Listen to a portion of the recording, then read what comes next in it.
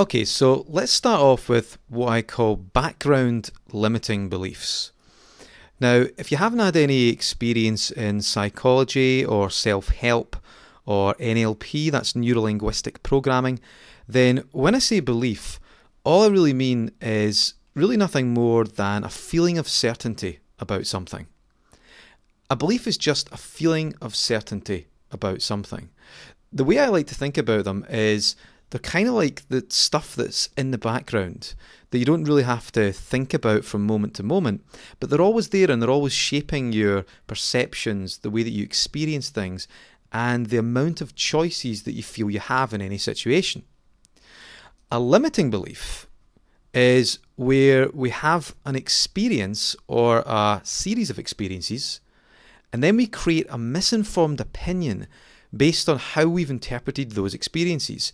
And as a result, we feel that it restricts our choices in some way in that situation. So when it comes to social anxiety, there are obviously a number of limiting beliefs or misinformed opinions that people buy into. Now, I'm not going to cover them all, but I would like to talk about the main one, and that is what I call the illusion of low social value. Because when you deal with this one, then what can often happen is a lot of the other stuff just seems to resolve itself as a result. It's like if you wanted to stop the flow of a river, you could go halfway down, place some boulders, place some rocks, but at the end of the day you're just fighting against the natural flowing power of the river. But if you were to go right to the very start, right at the source, and then build a dam there, then you would pretty much sort out all the other stuff along the way. Well, the same is true when it comes to social anxiety. Even though there's lots of different limiting beliefs, misinformed opinions that people buy into, if you deal with this one, the illusion of low social value, then a lot of the other stuff will tend to just resolve itself as a result. Okay, so what do we mean by the illusion of low social value? Well, the illusion of low social value is when someone goes into a social event and suddenly they buy into this notion, this weird illusion that they're of significantly lower value or worth than some or all of the people around them. Or they feel that there's a potential for something to happen that would cause them to experience a significant drop in their value and worth. For example, say you had to walk up to this rather strange group of people and introduce yourself. Now, some people would be okay with this, some people would enjoy it, some people would relish it. Other people would be nervous because it's quite a large group. If you were particularly socially anxious, then usually this would be quite a traumatic experience. It would be a very, very nerve-wracking and anxious experience. And that's because you've bought into the illusion that there is a high potential for something to happen that would cause you to experience a significant drop in the amount of value and worth that you have to the world. For example, you could walk up and you could say the wrong thing and people could laugh at you and point at you, or you could say something and even worse, people suddenly go silent, which can often be the sign of social naivety.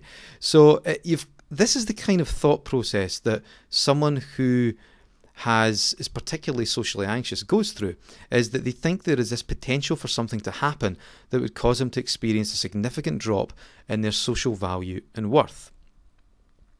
Another thing, by the way, that can happen is that people can go in with this notion that because they look a particular way or because they have certain personality traits, then again that means that they are in some way of lower worth and value than some or all of the people that they're talking with. Now here's a really good thing. This is complete nonsense. To suggest that just because you look a certain way or have certain personality traits or say certain things or don't say certain things means that you're in some way less of a person or of little value to the world is complete nonsense. Of course, some people may perceive you to have less value or have less worth just because you don't fit into certain criteria, but to suggest that this in some way negates the actual value that you possess is complete nonsense. Think about it this way. Say for example, you take the sun. Even when it's cloudy, the sun is still shining. You might not be able to see its rays in all its full glory, but you know it's there and you can still feel it. It's still in the sky. Now, when it comes to your self-worth and self-value, the same is true. If you, for example, think of your value and worth as the sun and the clouds as the many distractions of life, the big list of stuff that a lot of people have, reasons why they have to feel nervous and reasons why they're not good enough and why they're not going to be accepted. Now, even when there's lots of distractions, the sun is still shining.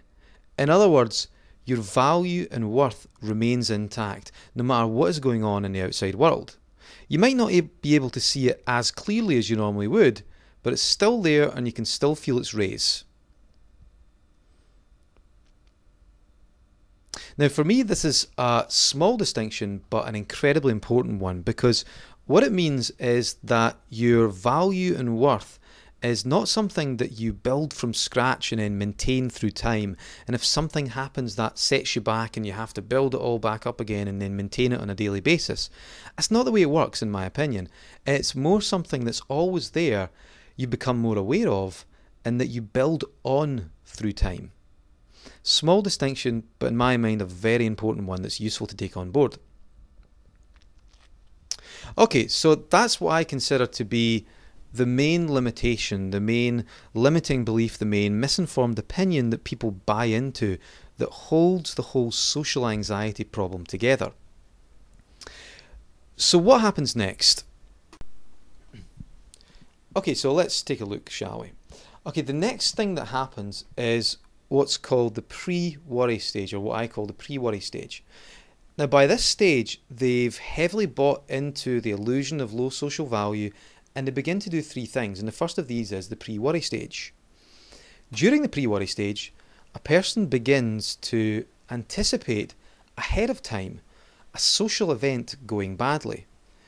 Then what they usually do is they'll repeat or they'll replay this in the form of internal pictures, movies, sounds and feelings. And a lot of the time what can happen is the more that they play these things through, the more intense the feelings become, or the negative feelings become.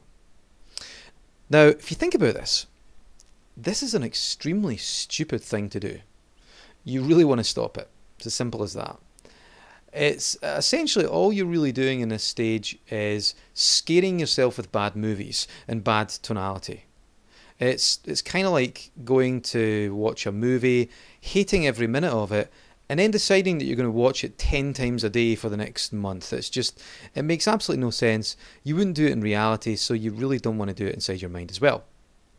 Now, I'm aware, of course, just saying this is not always enough, but for many people, just knowing that they play through this stuff on a regular basis is enough for them to stop it.